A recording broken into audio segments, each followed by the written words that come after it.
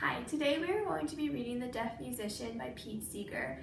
And The Deaf Musician is about a young man named Lee who is a piano player in a band but soon realizes that he's going deaf, and his band members kick him out of the band because they think because you're deaf you can't play music.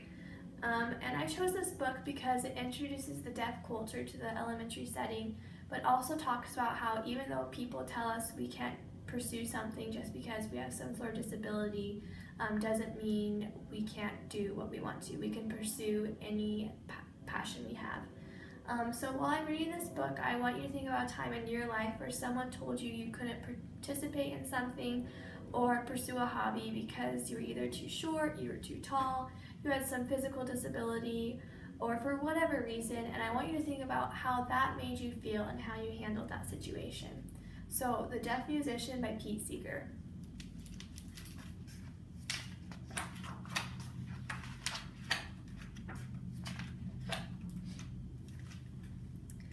Lee was a piano man. Every night he would walk on stage at the jazz club to play his piano, snazzy style. It went something like this. Pink-a-plink bomb, pink plink, yimba-timba-ting, zang zang.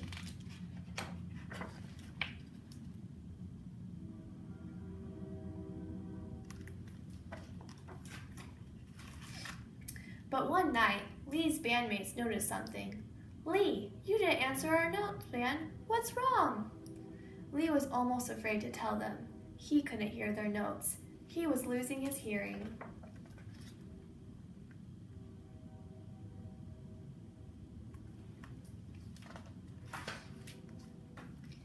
His bandmates tried to cover for him, but Lee was just plain off.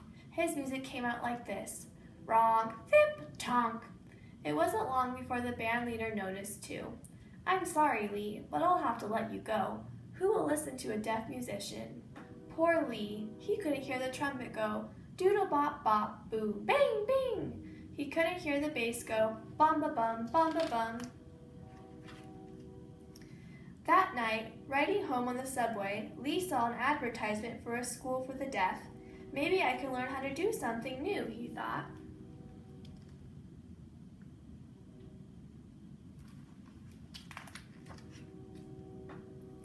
The school turned out to be a very cool place. Lee loved sign language the best. To him, it looked like jazz. He saw hands dancing with a doodle bop bop. He saw fingers talking with a boo bang bing. He saw bodies moving with a shish shish shoogle. You learn quick, said one young man with his hands. You must be a musician. I used to be, said Lee sadly. Well, stick with me and you'll see, said the young man. My name's Max, and I play the sax.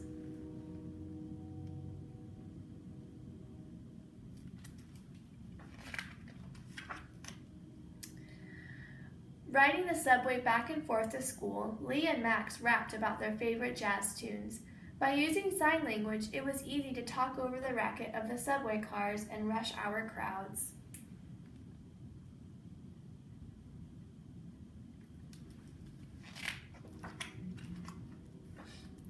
On one ride home, Lee and Max got to playing a song. They found they could follow each other perfectly. Lee played the notes of his piano. Plink-a-plink bomb, pink plink, yimba-timba-ting, zang zang. Max played the notes of his sax. Doodle bop bop, boo bang bang. Each musician heard the music in his own mind.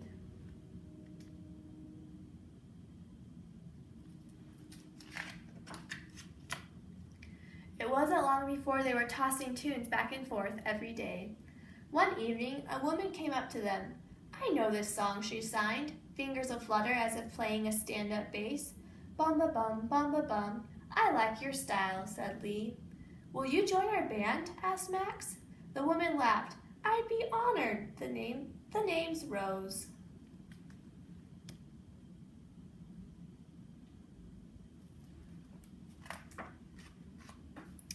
Soon the trio began to hold regular rehearsals in the subway, but something was missing. We need a singer, said Lee. I know just the one, smiled Rose.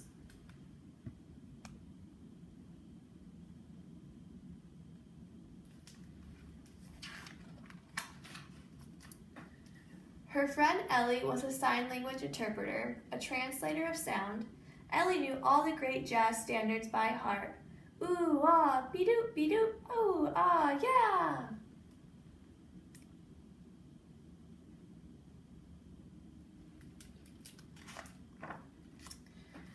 As the quartet rehearsed, people on the subway began to notice. Startled eyes and ears turned into hand claps and dance steps. Some passengers even missed their stops to stay and watch the musicians a little longer.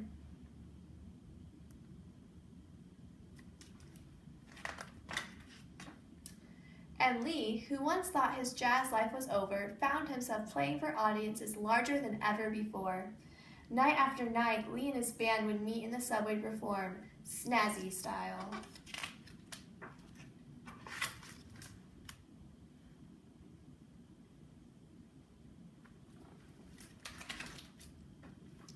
One night, while they were playing, Lee's old band leader appeared from out of the crowd.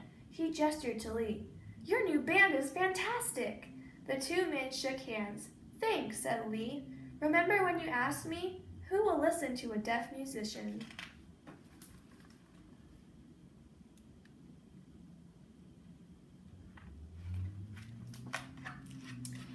Everyone!